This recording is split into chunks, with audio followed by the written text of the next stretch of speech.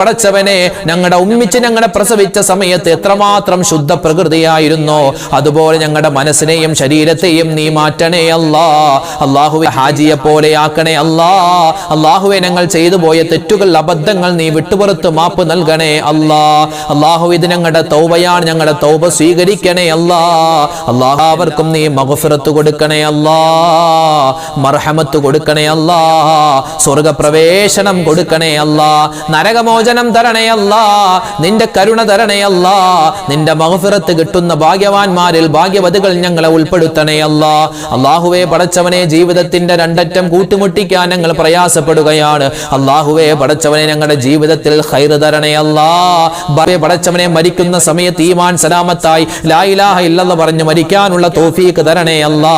അല്ലാഹുവേ പടച്ചവനെ ഞങ്ങൾക്ക് എല്ലാവർക്കും എല്ലാവിധ നന്മയും തരണേ അല്ലാ.